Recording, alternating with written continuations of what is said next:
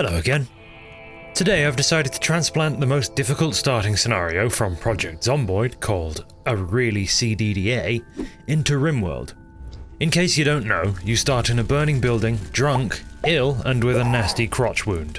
Specifically, you have a shard of glass lodged in there, which we can't quite do in Rimworld, but you get the point.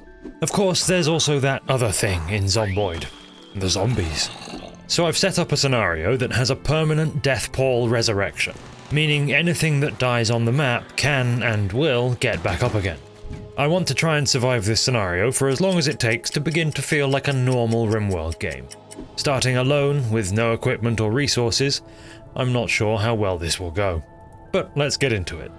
I've made this character here, Jorge Paredes, or JP for short. He's got a balanced skill set and is a jogger, because I just assume he's going to be doing a fair bit of running in this playthrough. As you can see, his nice little hovel is burning down, which isn't ideal. So he'll head outside and get to work on his various maladies, which consist of a few burns, malaria, and just being drunk. Yeah, I forgot to give him a cut on his leg. Pagger, fix it in post. It's not a big deal, that kind of injury heals up pretty quickly in Rimworld anyway, so it wouldn't really make much functional difference to the playthrough. What would make much functional difference is starving to death, so as the world goes dark forever, JP plans some growing zones. But he won't plant anything yet on account of the raging inferno nearby. So instead we'll gather some wood and a little steel to build a stonecutter's table just inside the Ring of Fire. The Ring of Fire?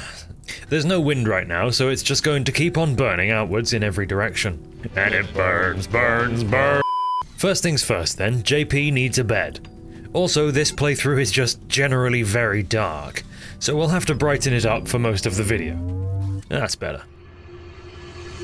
Okay, back to starvation. JP isn't happy with his situation, which is pretty fair. For now, berries will have to do for food. Or will they? Because I suppose unsurprisingly, this map-wide raging inferno has killed something. A turkey, specifically, so it looks like meat's back on the menu, boys! And then an extremely unwise hare also decided to self-tame, so it looks like meat continues to be on the menu. You know what else is on the menu? Today's sponsor, War Thunder, which features more than 2,500 tanks, planes, helicopters and ships in dynamic PvP and PvE combat. All of those vehicles are ridiculously detailed, so you can decide exactly which part of your opponent you want to blow up. Whether you're just wanting to sit your tank in a bush and snipe, or fly supersonic jets around flinging air-to-air missiles, War Thunder has you covered. Similarly, it doesn't matter whether you want to just point the mouse and watch the pretty explosions, or get ridiculously immersed in the simulation with your expensive flight sim setup. There's a control method for whatever you've got. The graphics and sound design are both top-notch too, so when you blow out your opponent's ammo rack, it looks and sounds as good as it should. All this together makes War Thunder the most comprehensive vehicle combat game out there. I've personally played it for well over 1,000 hours, and believe it or not, my most played tech tree is actually America. I guess I just really like flying the Mustang. What can I say?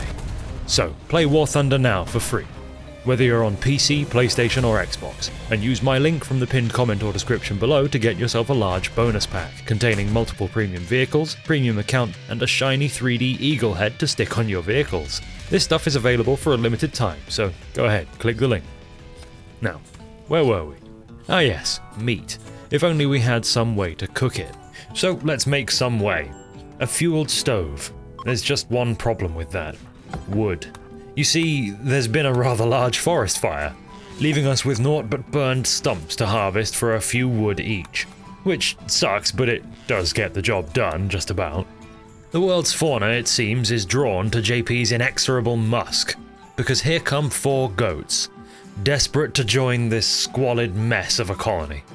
Okay, so I guess we'll try to build a pen, despite having no good way to feed them, and also despite the fact that both of the female goats are actively being hunted by cougars. And JP's malaria is really getting him down. Literally. He'll just about develop immunity in time, and before you know it, he's back up on his feet and mining some steel to finish that pen. The pen for, 2 male goats. Yeah, I'm not sure that they're worth keeping, but for some reason we roped them into the pen anyway. What we definitely need is a ranged weapon. so JP will tear apart more of those stumps and fashion them into a short bow somehow. A short bow for hunting a gazelle. Very badly hunting a gazelle, but eventually he's successful. We can't hunt forever though, so perhaps a little bit late, we'll get those growing zones planted. Just rice and cotton for now, because as you can see, JP is naked. But we don't need to wait for the cotton to grow, because Randy is continuing to be kind to us, dropping some synthread from the sky. That might be a bit of a waste of synthread when we could have just used some light leather, but whatever. At least now JP's junk is covered up. And finally, let's build a small rectangular hovel for him to live in.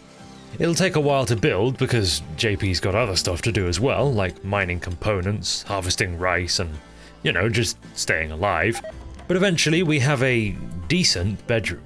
Very good. And hey, who's this? A pretty but neurotic woman named Riley has dropped from the sky. Her skill set is limited but includes a high medical skill, which would inevitably be handy. So real quick, JP will tend her and then, just for now, because we don't have a prison yet, we'll rescue her. Then after quickly planning and constructing a small extension to the hovel, we'll arrest her for conversion and recruitment. And okay, you know what? The goat sausage fest isn't working out. Let's make them into goat sausages instead. Next up, a wanderer joins. Jenny. I'm not going to turn down a pair of hands, so let's give her a look. Okay, we've actually got ourselves a pretty good one. Sure, she can't do any dumb labor or cooking, but she can be a permanent researcher and farmer. With the good, though, comes the bad. A raid. It's just a single waster with a knife, though, so not exactly a huge threat. We'll quickly bash together a bow for Jenny and go face Gambas out in the wild. And she's dead. Now might be a good time to mention that JP is a cannibal. So, yeah, that's at least part of the way we'll be dealing with any corpse on the map returning to life as a shambler, by eating them. We'll steadily build Jenny a bedroom with a research table, and all the while very slowly working on Riley, who's finally been converted so actual recruitment can begin. At this point, when we finally get to researching, it feels like now we're cooking, starting the slow and steady march towards a much easier life. And here comes another helper. Bowman the industrious dirt mole with a handy mix of skills. Into the prison pit she goes before JP and Jenny have to put down a zombie raccoon and immediately stuff it into a hole in the ground before it gets back up again. Buoyed with confidence from this impressive kill, the duo go and bow hunt a bison, and after butchering it, suddenly everyone's quite sad. And for some reason JP won't eat the meals he made with it. It turns out that they venerate the bison in his ideology. I probably should have checked that instead of just randomizing a cannibal ideo, huh? Anyway, he'll get over it, eventually. Actually, Bowman is really upset about this whole thing. Like, really upset. We're gonna have to knock her down a peg or two. For a little while after putting Bowman back into bed, nothing much happens of interest. Or so I thought. But you see, a rather terrible infection has developed in Jenny's torso. It looks like Bowman used the old poopy fingernails technique. Oh dear. Well, back down to just JP then. I mean, at least he gets to eat her now. And on the bright side, a few minutes later, Riley is recruited and essentially slips directly into Jenny's skin. She's not quite as good as her at most work, but she'll manage. Now, remember earlier with those goats that totally didn't work out? Well, here's a load of ducks. Let's do it again, baby. I believe this time. We'll live comfortably on eggs for decades, right? I'm sure we will, but for now we've finally researched gas extraction.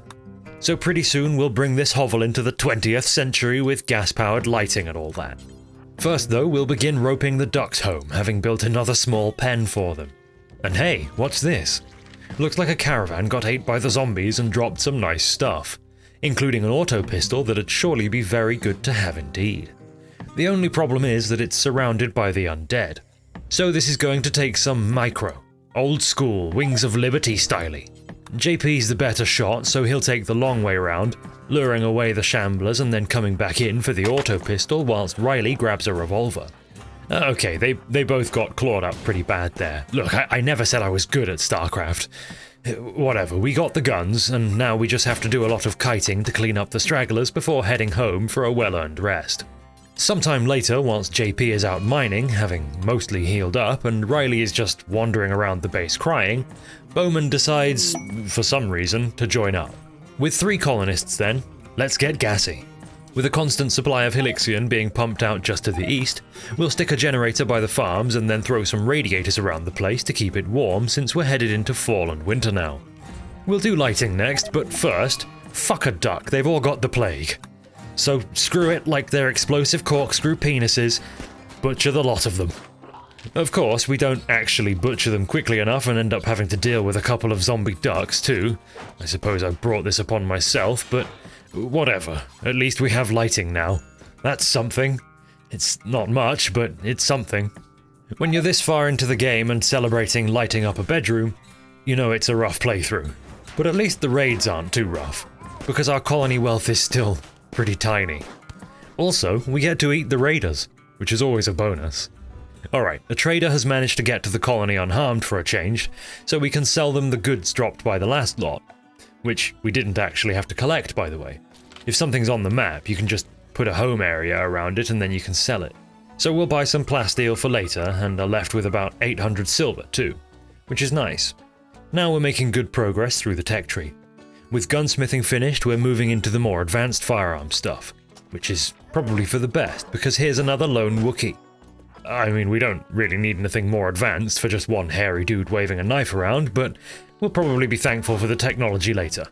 We'd best put a basic temple together for these guys now, because they're starting to get upset about not having a flesh knower, which is what these nice people call their moral guide. Whatever, it's not my place to judge. JP is the flesh knower now, because I suppose if anybody knows flesh, it's him. He's certainly eaten enough of it. Of course, this does mean that JP now wants to wear a burqa, which, just like the bison incident, isn't something I realized when I randomized the cannibal ideology that they follow, which is just called Ilwaban Cult, by the way. It's just there to facilitate eating people, that's really all. But either way, JP lives in a burqa now, which is a bit of a shame since it slows him down quite a bit, but it makes him happy, and I suppose that's all that matters. A lone Neanderthal arrives next to test our defenses, and yeah, he gets shot down. Somewhere around here I actually turned the difficulty up from Strive to Survive to Blood and Dust, as this was getting a little bit silly, but I can't remember exactly when I did that. Obviously not before this raid. In any case, we've just finished researching gun turrets, so we'll be prepared for greater threats should they ever arrive. Gun turrets don't make JP happy though. It turns out gulping down Psychite T does, because he's on a binge. Pretty much everyone in the colony is always unhappy. I mean, it's horrible here. It's just JP that keeps on breaking mentally for some reason. Whatever, it'll be over soon and wait, what? Why is Riley on the floor? When did she get the plague? Okay, I knew she had food poisoning. Everybody does right now. It's disgusting here, but plague? Well, I put her in bed and I saw that the immunity was ahead of severity, so I figured she'd be good. And then a minute later, she's dead. Yeah, she died. Okay then, good stuff. Back down to 2 colonists. Come on then, JP. You know what to do. The remaining duo can still hold a funeral at an open grave in her honor to cheer themselves up a bit. So now, as if in sympathy, Randy drops a Wookiee right outside of our walls. Veli. And geez, he's pretty good. Look at that, 20 crafting. What a guy. Into the cell you go. But of course, Rimworld giveth, and Rimworld taketh away. A pair of visitors have attracted a load of shamblers to the colony and are failing horribly at taking them down. So it's up to JP and Bowman to run over and save the day. Couldn't do much for Lawman or Irma, but at least they put the shamblers down. Now they've got to laboriously bury them all before they get back up. I actually did have JP patch up Irma to try and save her, but I'm gonna be real with you, she didn't make it. The reason she didn't make it is because I left her to die out in the dirt, but let's not get bogged down with who did what, and instead move on to rummaging through their dropped goods, which include a sniper rifle. It's not something I see myself using anytime soon, but it's probably fairly valuable at least. The map is generally quite shambly at this point. Fairly regularly I have to go out and cull any getting too close to the base, and add them to the burial mound before they can cause any trouble. On the bright side, shamblers don't just spawn out of nowhere, so at least when you put them down for good like this, you're actively making the map safer for a good while. So you know what? I think that right now everything's actually going pretty great. Don't mind JP, he's just having a happy tantrum. He's so happy with his life that he's decided to take it out on his bedroom. It's like moshing, he's having a great time in there, I promise. Veli, on the other hand, is legitimately going berserk. It's not a mosh pit, he's just trying to kill everyone. So we had to gun him down. He'll be fine, bullet wounds build character. Alright, we're finally starting to build a defensive front here to the base, with a trio of turrets going up to start. I'm not exactly sure how these will fare against the shamblers, but they surely can't do any worse than JP and Bowman with auto pistols, so let's draw in some test subjects. Yeah, you know what? Okay, that's not too bad. That'll do. So we'll steadily expand that firing line and eventually wall it in for safety. Very good. Less good is malaria. Veli and Bowman got it. We've got a small supply of industrial medicine from dead traders that we'll use to make sure Bowman pulls through just fine. But Veli, on the other hand, well, he'll just have to fight it off with positive mental attitude. Hang in there, Veli. You got this. We get another lone melee raider now from the Tox folk, which I think at this point just serves to underline exactly how little progress the colony has made. The raids themselves are easy, of course, but it's kind of rude that Randy still thinks this is appropriate. Anyway, for a good while after that, nothing really happened. Other than the horde of malaria parasites stewing in Bowman's guts, rapidly multiplying to extreme proportions. It's okay, she's fine. Right? Yeah, just about. Good. Now get back to the research table. You've got to catch up on lost time. And while she does that, JP can spend some time clearing up the map, luring shamblers into the growing wall of turrets. I really should make a burn box for all of these shambler corpses, I know, but sometimes I kind of just get stuck in my ways and just go all in on a less efficient solution, which is why we just have a few mass graves scattered around the base. More importantly though, we've researched prosthetics now. Why? Well, Bowman has the body modder trait, so we need to make her a cochlear implant or something to just quit her moaning about not being modded. We'll make it later because for now, a quest has just come in. We're going to take a reward of some books for dealing with a small pack of manhunting cougars. We also get this Jas guy to help out, for some reason. I guess we'll use them as bait. Cougars can't resist a handsome young man, and Jas is just 14. So we got our books and popped a bookshelf next to the chess table in Bowman's room. Just another small measure to try and keep people here happy. It doesn't work, because after a short fight with some more shamblers at the walls, JP's temporarily gone mad, stumbling around in the darkness, mumbling nonsense to himself. By this point, we're not very far off 100 days survived, and this is how it's going. Bowman tends to have much nicer mental breaks. Like right now, she's going to beat up Veli real quick. Nice and easy, and then she gets back to work. Unlike JP, who's yet again wandering around in a daze. But actually, maybe it wasn't so nice, because it turns out Veli didn't appreciate the beating and now he's gone berserk again. And with JP moping around the place, Bowman is left with no choice but to pull her service weapon on an unarmed attacker and gun him down. And Bowman's not a doctor, of course, so a couple of moments later, he's dead. Oh dear. Well, no problem, we carry on. At least we're still getting easy raids. Poor Snake never stood a chance. Snake, are you okay? Snake? Because the map is almost entirely clear of shamblers at this point, a bulk goods trader makes it to us, and is willing to buy our large supply of human leather and reinforced barrels. In return, we'll buy a random book, but also, more importantly, some chem fuel so that we can finally build a burn pit. A short while later, JP is finished with the build, and makes some Molotovs for Bowman to test its efficacy. She lures in a small group, and once the turrets have dealt with them, pops them into the pit, chucks in a Molotov, et voila. Shamblers dealt with, no more grave digging. It only took me most of the video to do that most basic of things. Go ahead and subscribe to the channel to see what basic things I forget to do next time. Now for some reason whilst doing that, we finally got the prompt to name the faction and settlement. So I'm just going to go ahead and be honest about things, naming the faction Unlikely to Last and the settlement simply Sadness. Next we get a jealous pessimistic mod designer named Oscar Patocki. Very funny. He dropped from the sky, paralysed for at least 2 seasons. Yeah, sorry bud, but we're gonna eat you. On the bright side, he's paralysed so he won't feel the butchery. We'll also finally stick that cochlear implant into Bowman's ear to keep her just a little bit happier. And you know what? I feel like things are finally starting to turn around here. The map is quiet, there's no shamblers here. JP is only slightly depressed, and he's making a chain shotgun for himself. Let's go test it out on a turkey. It's well, it's probably great in the right hands, let's put it that way. Now though, it's time to do another thing that I probably should have done a while ago. Since we've been growing cotton this whole time, let's put down some carpets. Small touches that make people's bedrooms one tier nicer, from decent to slightly impressive. And oh, look at that. We made his bedroom so nice that JP has gone to hide in it.